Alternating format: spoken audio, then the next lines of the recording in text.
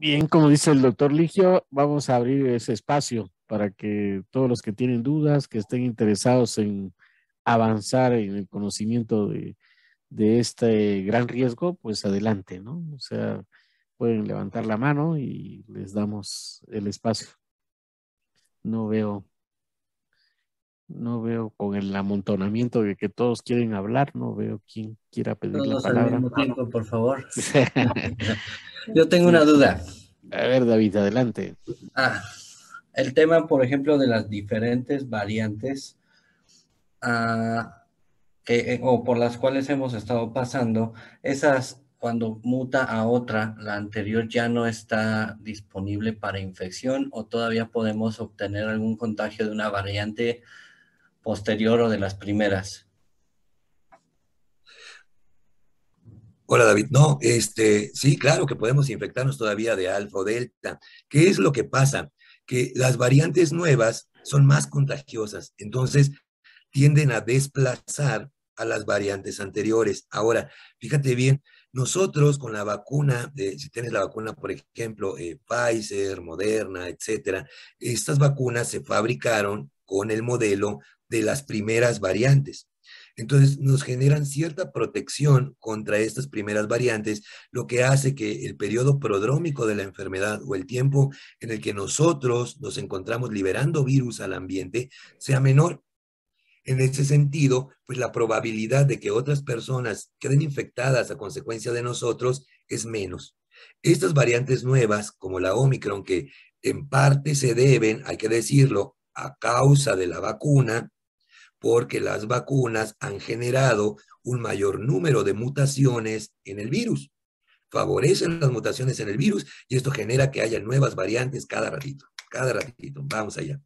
¿Por qué? Porque estas variantes se generan a consecuencia de errores en la división del virus dentro de la célula humana. Entonces, al pasar a una segunda persona, se pasa a una variante diferente. La gran mayoría no evolucionan y hay otras que tienen mutaciones muy específicas en zonas que generan un mayor peligro de contagio, como es el caso de Omicron y estas BA4, BA5, que aumentan el índice de contagio. Y entonces, ¿qué es lo que va pasando? Que estas variantes más contagiosas van desplazando a las variantes que son menos contagiosas. Entonces, sí hay casos de alfa, hay casos de delta, ¿verdad? Pero han sido desplazadas por Omicron, que es lo que buscábamos, que de cierta manera es bueno, porque estas variantes de Omicron tienen una tasa de mortalidad más baja. ¿Mm? Entonces, al ser menos mortales, pues nos ayudan a desplazar aquellas variantes que son más mortales. Entonces, esto es algo positivo. Por otro lado, ¿verdad? Son más contagiosas y desplazan a las otras variantes. Entonces, en algún punto, y es a lo que se refiere el presidente Biden, vamos a tener una variante que sea tan contagiosa como las variantes Omicron, BA4 y BA5, y que tenga una tasa de mortalidad tan alta como Delta. Y ese es el peligro. Y no es una cuestión de si va a pasar o no. Los expertos creen que hay entre un 5% y un 50% de posibilidades de que eso suceda en los próximos 10 años. Entonces, lo vamos a ver, lo vamos a ver. Hay otros como pues, el presidente Biden que asegura que esa situación va a suceder y que tienen que prepararse. Y pues yo creo que ellos están un poquito más informados, ¿no? En ese sentido, por su grupo de expertos. Digo, para pedir 6 trillones de dólares para prepararse en ese tema es porque en efecto sí lo ven como una amenaza real. David. Listo, muchas gracias. Nada, ¿Alguien, David. alguien más que desee externar su pregunta, su comentario? Cris. Maestra. Muchas gracias, buenas noches. Pues antes que nada, muchas gracias, doctor, por su Oh, no, para nada. Muchas este gracias a gran ustedes. conocimiento y toda esta explicación grande que ha sido todo un proceso Ah, de qué linda. aprendizaje, como usted dijo, para todos, ¿no? Y es que, y aunque los sentimientos nos muevan y quisiéramos como detener esto, ¿no? Y no querer saber y más, pero pues Sí. puede ser contraproducente para quienes estamos todavía en este planeta. Yo tengo, pues, preguntas muchas, ¿no? Ah, adelante, adelante. En relación a lo que usted dijo y lo que escuchamos, el pedacito de video que nos transmitió del presidente Biden, yo siempre me he cuestionado muchos aspectos en todo este proceso, ¿no? Que estamos viviendo. Eh, pues, por ejemplo, ¿se puede predecir? O sea, parece que ya están profetizando esto y va a haber y nos vamos a, este, a, mm, vamos pues ya está pidiendo dinero, nos vamos a todos ¿cómo se dice? A prevenir, ¿no? Y bueno, ¿de qué? ¿Por qué? O sea, ¿qué más hay allá, no? Digo, a mí se me hacen muchas ideas en la cabeza, ¿no? Esto se puede prevenir. Y digo, y desde el comienzo he reflexionado, desconozco, por supuesto, de toda esta cuestión médica, pero me pregunto ¿por qué fue tan rápido esta noticia de ser pandemia? O sea, se convirtió tan rápidamente en una pandemia. Eh, Hay fases, supongo que de una epidemia, una endemia y todo esto, y que no hubo o no tenían el conocimiento suficiente para poderlo detener y que en un 2x3 se convirtió todo esto en una pandemia y que llegó hasta en los últimos rincones, ¿no? Por ejemplo, de aquí de Chiapas, ¿no? Y así del mundo. Eh, Sí, en efecto. hacia ese rumbo, digamos, va mi duda, doctor. Sí, sí, en efecto. Y es que si se dan cuenta, por ejemplo, aquí en México, las autoridades que pues han buscado como que minimizar un poquito el pánico hacia esta situación, a mí me recuerda, porque la realidad es dura, los números son muy duros. Y a mí me recuerda, por ejemplo, la historia de la señora que, por ejemplo, era muy pobre y sus niños le pedían de comer, ¿verdad? En la noche, porque mamá, tengo hambre, mamá, tengo hambre. La señora agarraba y metía dos piedras adentro de una olla con agua y le daba vueltas y le daba vueltas y le daba vueltas y ya ahorita va a estar la comida, ya ahorita va a estar la comida hasta que los niños se quedaban dormidos del hambre, ¿verdad? Y a mí el gobierno, la actitud del gobierno en general, digo, el gobierno en general, a nivel global, ¿verdad? Me recuerda mucho a la señora. Es ya merito, ya se va a acabar, ya estamos doblando la pandemia, y cuántas veces lo escuchamos, ¿no? Ya la curva se está doblando, ya la estamos venciendo, como un medio de control social, porque las cosas se pueden salir de control, y esto puede ser todavía peor si la gente se sale de control, ¿verdad? Entonces, en efecto, la transmisibilidad del virus es exageradamente alta, es algo que no hemos visto.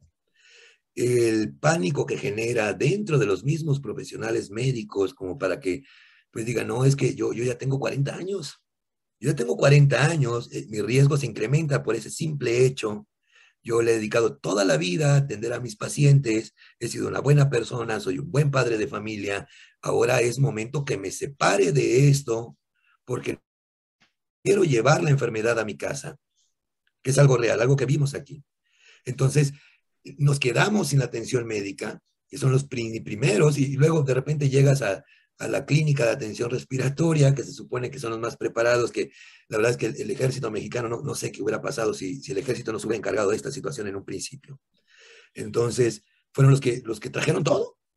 Tardaron 3 meses, ¿verdad? Pero trajeron el equipo de protección personal, lo importaron de China, porque al principio eran cubrebocas, ¿verdad? De la Secretaría de Trabajo y Prevención Social, nada más para el cubrepolvo, ¿verdad? Y, y, y en efecto, debido al proceso de globalización en el que vivimos, en el que pues en unas horas yo estoy en la Ciudad de México, ahí tomo un avión y me voy a Washington, y pues en cada espacio que comparto con los demás, dejo virus en el medio ambiente que pueden estar ahí activos durante 3 días en un avión, por ejemplo. Entonces, pues bueno, la capacidad de transmisión del virus es increíblemente alta, realmente es preocupante. No hay forma de evitar el contagio. Y es algo que yo le repito a mis pacientes de manera constante. Doctor, ¿cómo le hago para evitar contagiarme? Es que no hay manera. Te vas a contagiar. O sea, te lo digo como doctor. O sea, como doctor que atiende pacientes COVID. No hay manera de evitar el contagio. Si hubiera una manera, yo lo haría. Porque pues no me quiero morir. Pero no hay forma. Te vas a contagiar. Lo único que podemos hacer al mantener cierta distancia del paciente, digamos, 1,5 metros, que pues uno con el paciente no puede. Tienes que auscultarlo, tienes que checarlo, ¿verdad? Pero mantener 1,5 metros de distancia, ¿verdad? Utilizar el alcohol para limpiarte las manos, lavarte bien las manos con agüita y con jabón, usar el cubrebocas, lo que hacemos, usar lentes, el uso de lentes minimiza, ¿verdad?, la cantidad del inóculo viral con el cual tenemos contacto. Eso es todo, porque no es lo mismo de que yo toque una superficie contaminada cuando yo me subo a la combi o cuando agarro un taxi o en el súper con el papel moneda, ¿sí?, a que un paciente me tosa en la cara. La cantidad del inóculo viral es tremendamente alta. Y entonces la posibilidad de que yo presente un cuadro grave es muy alto. En ese sentido también las secuelas que voy a tener pues van a aumentar con la cantidad del inóculo viral con el cual tenga contacto, ¿verdad? En este caso lo último que sabemos es esto que les platicaba de la lesión cerebral y de que perdemos hasta un 2% de materia gris, y eso afecta a nuestra percepción de la realidad, nuestras emociones, nuestros sentimientos y todo. Es una cosa terrible, ¿verdad? Y pues sí entiendo que muchos digan, no, doctor, es que eso ni lo diga, porque la verdad es que yo estaba mejor sin saberlo. Pues sí, bienvenido a mi mundo, ¿no? O sea, esas son cosas que no nos gustan, que no tenemos por qué saber porque nos quitan el sueño. Sin embargo, pues es lo que hay y tenemos que tratar de minimizar, de hacer lo posible por minimizar la cantidad del inóculo viral con el cual tenemos contacto. El tapetito ese con cloro que ponemos así en la puerta de la casa y todo, no funciona, ¿verdad? Es decir, tenemos que lavarnos las manos, las vías respiratorias, todavía más preocupante. ¿Por qué? Porque vamos a ver variantes en el futuro que se conviertan en mucho más especializadas. Llego al pulmón, soy más infectocontagioso y ahora más mortal. ¿Qué es lo que queremos? Porque hasta ahora no hemos podido afectar la cadena epidemiológica en este sentido, con las vacunas ni nada. Es decir, los virus han hecho lo que hacen. Nosotros no hemos hecho nada. O sea, hemos evitado que muera más gente, pero no hecho nada con el virus, porque el virus se sigue distribuyendo libremente en el ambiente, cada vez es más infectocontagioso, sigue matando personas, o sea, sigue haciendo lo que hace. Lo único que hemos logrado hasta ahora es minimizar la cantidad de muertos. Y esa es la realidad. Ahora, si lo ponemos así, de una forma tan drástica, la gente nos va a reclamar. ¿Por qué tan incompetentes? ¿Por qué no han hecho nada más? ¿No? Por eso es de que piden 6 trillones de dólares y la gente se los da. O sea, tengan. Porque tienen detrás todo este pánico que hay. No queremos volver a ver lo que vivimos, pero es inevitable. Es inevitable. Va a venir una variante que va a tener el mismo escape al sistema inmunológico y va a causar otra vez una ola de defunciones. Sí, sí. La única forma de estar bien protegidos es enfermándonos. Es decir, nosotros nos enfermamos contra alfa y delta y generamos anticuerpos no solamente en contra de este ganchito, de esta zona de anclaje. Generamos anticuerpos contra miles de otros receptores que a lo mejor no mutaron de una variante a otra y eso nos mantiene protegidos, ¿verdad? Entonces, de cierto modo, primero me enfermo, ¿verdad? Y me va, pues ya tengo un poquito de refuerzo. Ahora, con las variantes Omicron es diferente. Si uno se enferma por Omicron, se puede volver a enfermar por Omicron, porque las variantes son muy distintas una de la otra. Y esa es la realidad. Como pasamos de una epidemia a digamos, a un proceso en el que se suponía que ya era una enfermedad endémica, que le íbamos a ver algunos casos por aquí y algunos casos por allá, pero de forma controlada, a tener 15,000 casos al día, ¿no? Sí, sí. O sea, ¿qué pueden hacer ellos? Ellos lo único que pueden hacer es poner las piedritas y darle vuelta y ya casi. Estamos doblando, estamos trabajando, estamos trayendo más vacunas.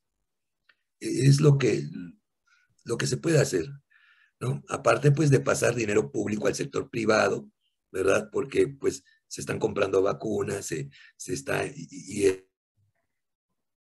pues nos está empobreciendo tremendamente. Pero no podemos hacer otra cosa. Es triste, pero es lo que está pasando. Sigue abierto el uso de la palabra, o sea, si hay más participaciones. Esto último es un poco triste, ¿no? O sea, si lo veo, es como si quisiéramos resolver la deforestación de los bosques sembrando más arbolitos, ¿no? O sea, Exacto. así me suena, ¿no? O sea, Exacto, sí. que cuando no se está cancelando, por ejemplo, las concesiones de las industrias que están desforestando. Sí. O sea que aquí me suena igual, ¿no? De que no se está resolviendo el problema, ¿no? No se está abordando el problema. Y sobre eso yo quisiera preguntar, Dígame. si estas variantes les gusta estar, Sí. ¿qué es lo que le llama la atención a la variante para estar ahí?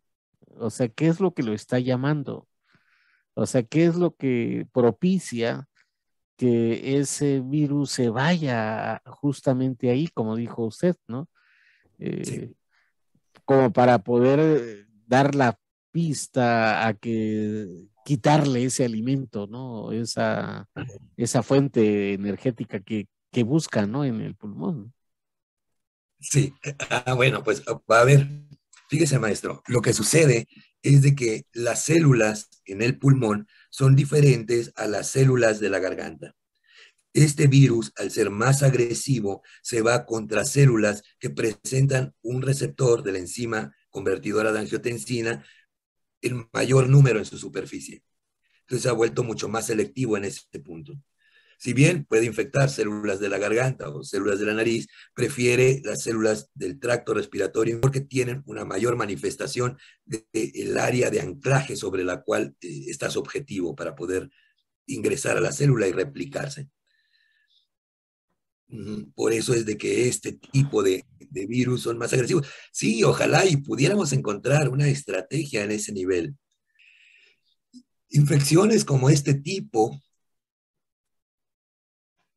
¿verdad? En el, erradicaron especies completas.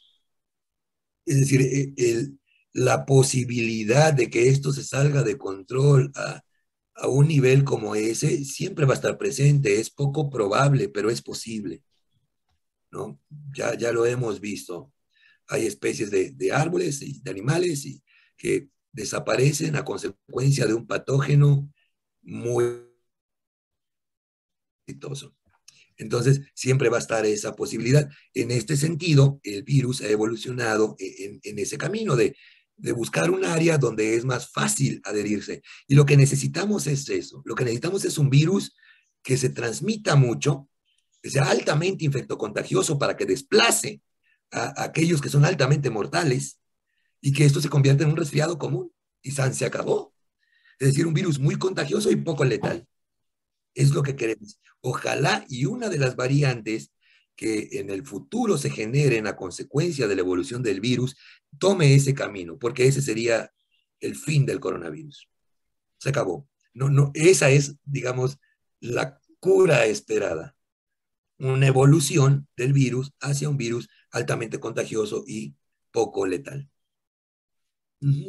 Bien, esa pregunta que le acabo de hacer me lleva a la reflexión un poco más fuera de lo médico, ¿no?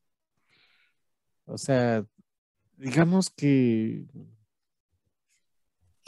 esta enfermedad que está abarcando muchos sectores sociales eh, Sí. ha de tener algún fin, ¿no? Ha de tener algún propósito, porque por lo que yo veo, con lo que acaba de comentar, no hay salida.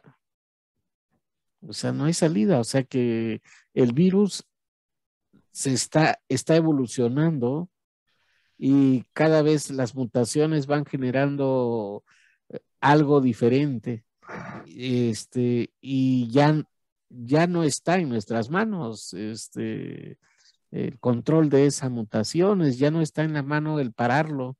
Entonces, yo me voy imaginando, digamos, un espacio pequeño en la Tierra y después que se va haciendo como cuando explota la bomba atómica, ¿no? O sea, que se va haciendo una especie de expansión, ¿no? O sea, este virus se va expandiendo y va a cubrir todo el mundo, ¿no? Sí, Va a cubrir todo el sí, mundo. ¿Y con qué fin? O sea, fuera un poquito de la parte sí. médica, ¿no? Y O bueno, sea, ¿cuál será la finalidad, propósito? ¿Destruir la raza humana?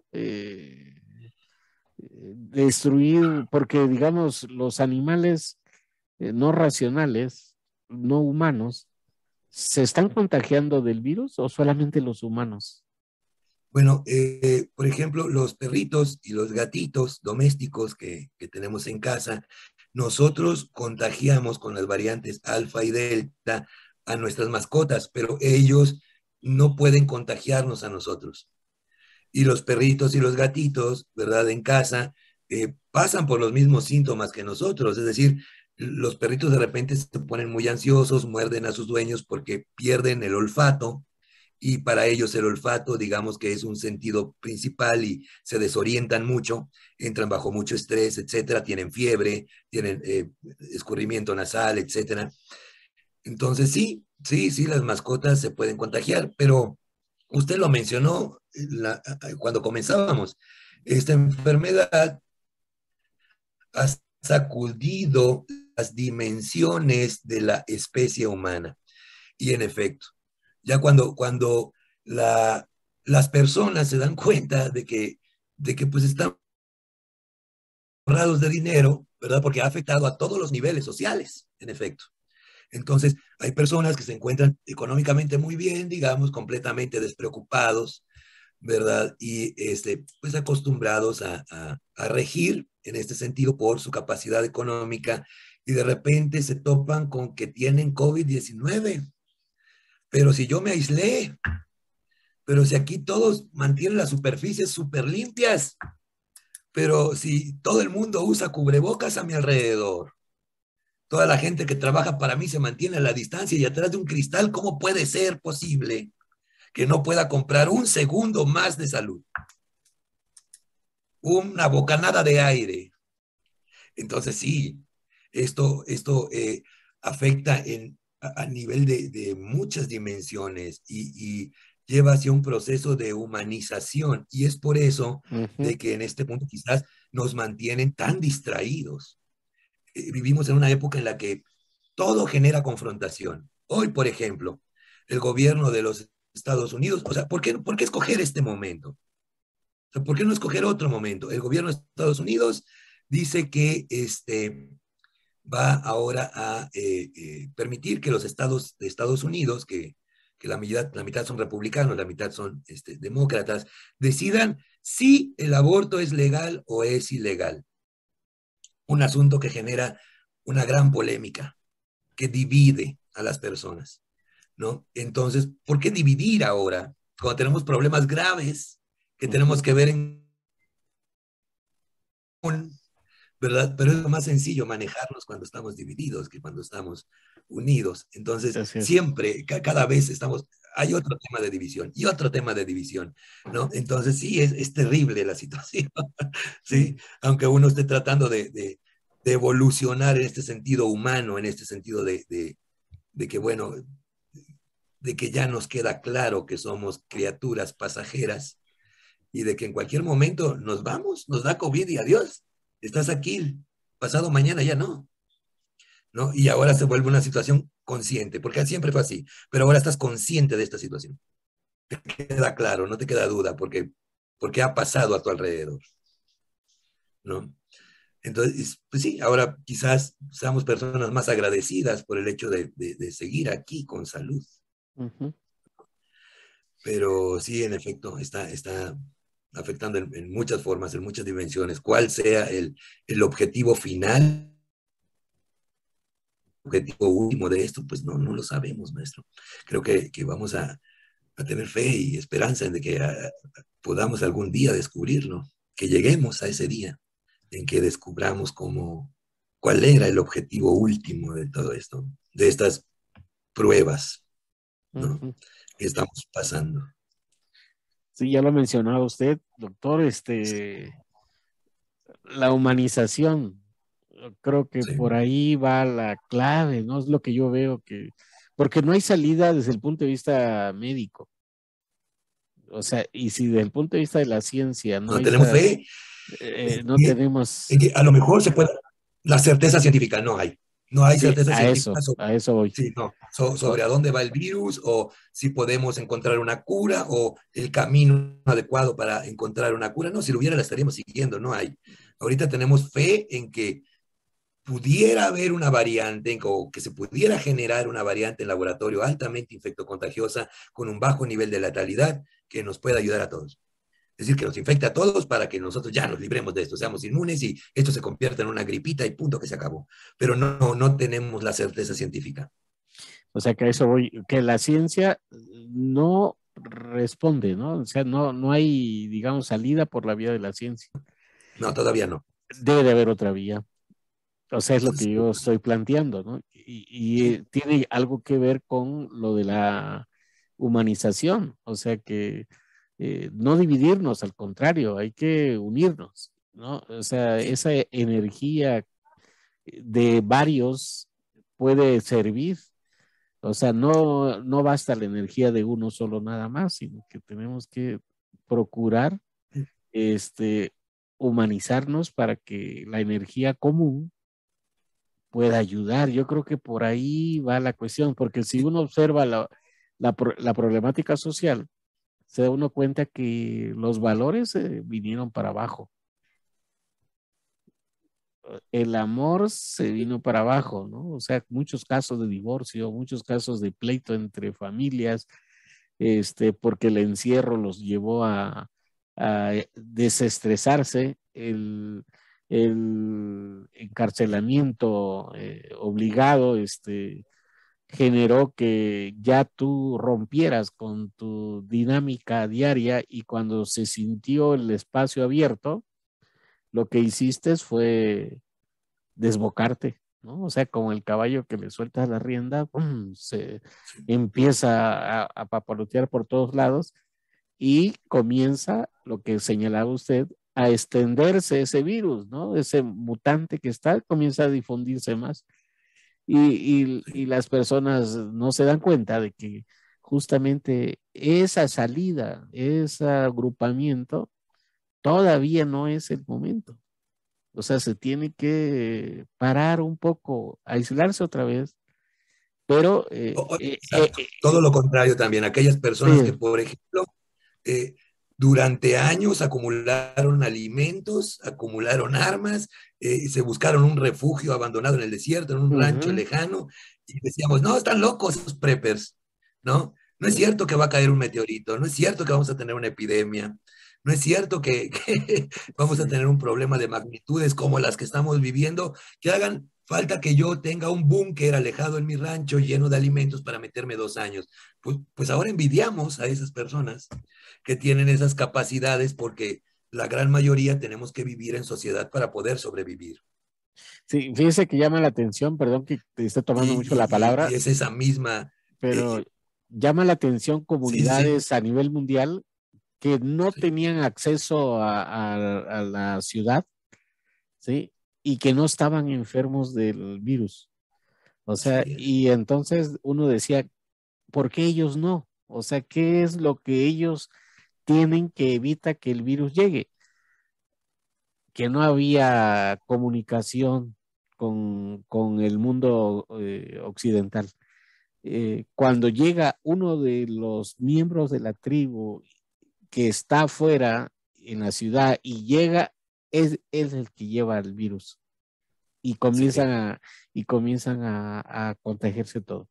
Bien, en mi parte es mi participación, no sé si alguien tenga Hay, algún Y hay una sufrir comentario. las manita consecuencias de eso. alzada, A ver, ¿dónde, que no la veo? Así, K52. K52. Bueno, hola, muy buenas noches. Buenas Doctor noches. Ligio, respecto a lo que nos había comentado anteriormente,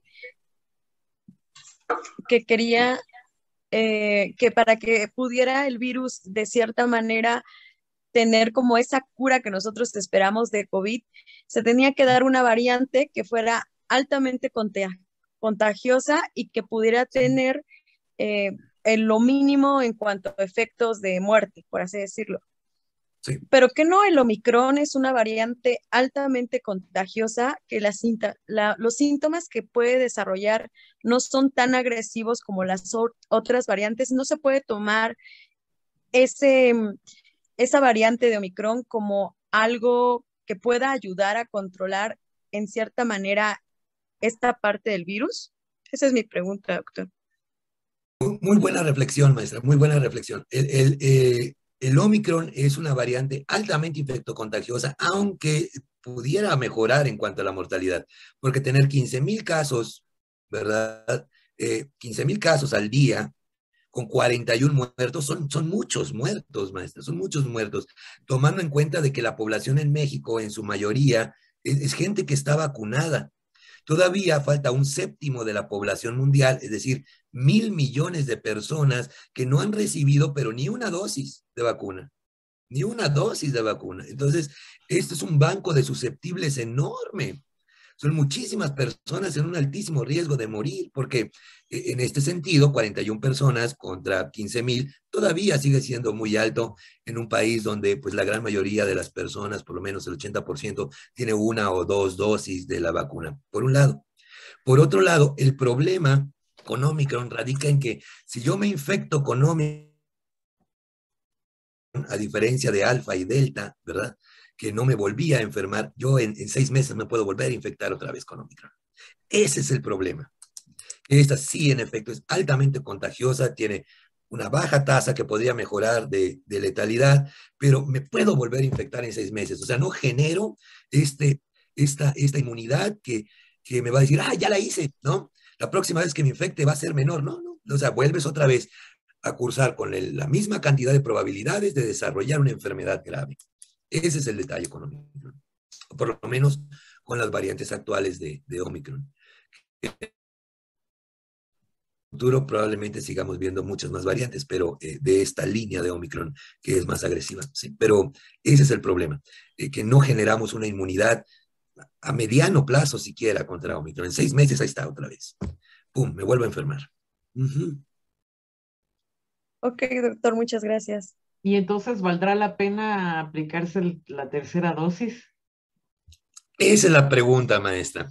Esa es la pregunta que todos nos hacemos. Si de todos modos, ¿verdad? Hay este recurso de parte del virus de escape al sistema inmunológico, a la vacuna que fue diseñada para una variante diferente. ¿Vale la pena que yo me vacune? Sí, maestra. Sí, ¿por qué? Porque disminuye la posibilidad de que usted fallezca, de que usted tenga una enfermedad grave y fallezca. En ese sentido, sí vale la pena vacunarse y usar el booster, que es como que la tercera dosis, porque en el caso de los pacientes que se vacunaron, por ejemplo, con la vacuna de CanSino, estas vacunas pues no representan pues una inmunidad decente, es decir, el día 29 de haberme aplicado la vacuna, la efectividad comienza a bajar. Entonces, pues no es útil, digamos,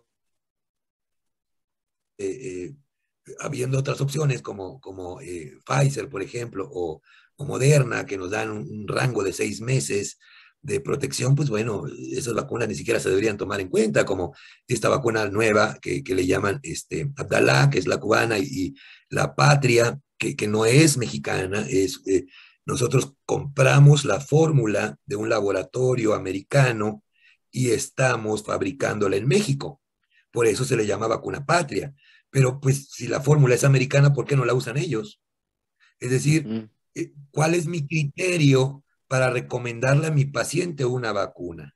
Pues mi criterio es de que si para los pacientes, para la gente de primer mundo, vacuna CanSino y estas vacunas chinas o estas vacunas que nos subarrendan a nosotros los latinos, no son suficientes para su gente, para la gente de primer mundo, pues entonces no son suficientes para mis pacientes.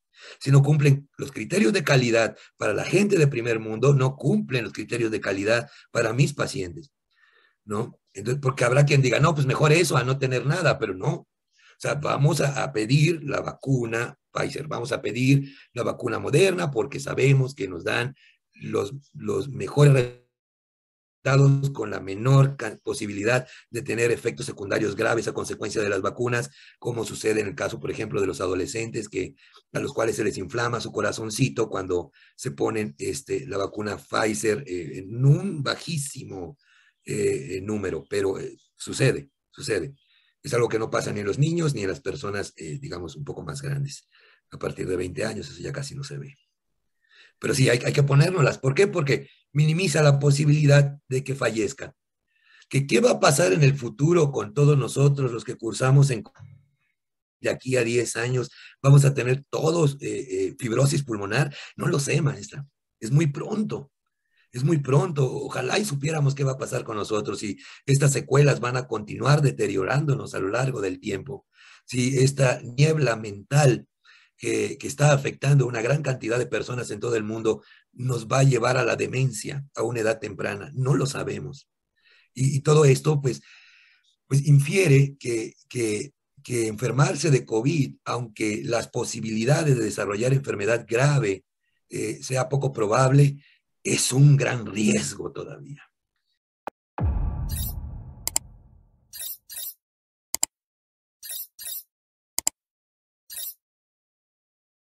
Por eso el título. Esta situación puede empeorar en cualquier momento y el riesgo de seguir exponiéndonos de forma masiva a diferentes variantes virales, a diferentes medicamentos, a diferentes vacunas, sigue siendo un riesgo altísimo. Se va sumando ese 1% y el 1% y el 1%. Muchas gracias. Sigue abierto el espacio. ¿Hay alguna otra pregunta más por ahí? Yo tengo otra pregunta, doctor Ligio. Entonces, la vacuna AstraZeneca, que sí podemos tomar como tercera dosis, ¿puede ser efectiva para las personas? Ay, maestra, perdón, es que nada más escuché que podemos tomar, te cortó tantito el audio. ¿Me podría repetir la pregunta? Así que la vacuna AstraZeneca, que sí se puede tomar como tercera dosis en los pacientes, ¿puede ser efectiva?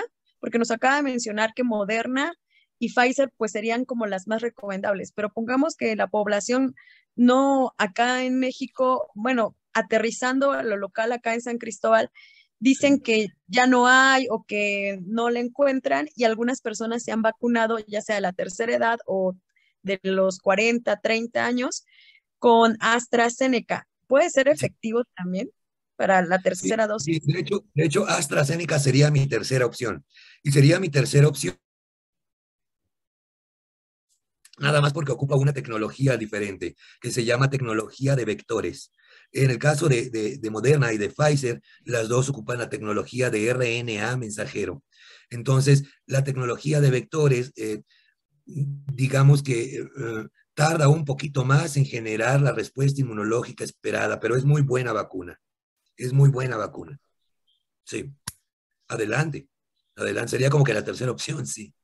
Sí, muy bien. Doctor, y en caso de que no haya un paciente que pueda adquirir Pfizer o Moderna, pero que sea diabético o hipertenso, de la tercera edad y tenga pues muchos factores de riesgo, aún poniéndose AstraZeneca, ¿no corre algún riesgo de que se pueda generar alguna otra enfermedad o alguna gravedad?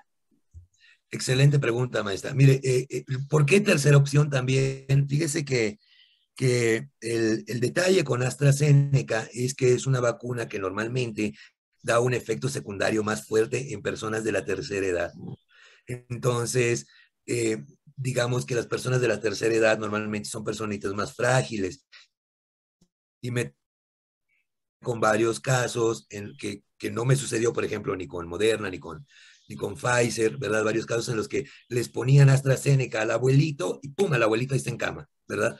Por los efectos secundarios de la vacuna y se aventan 15 días en cama, muy adoloridos, con mucha fiebre, etcétera, a consecuencia de que la tecnología que ocupa la vacuna pues resulta un poquito agresiva con los pacientes de la tercera edad.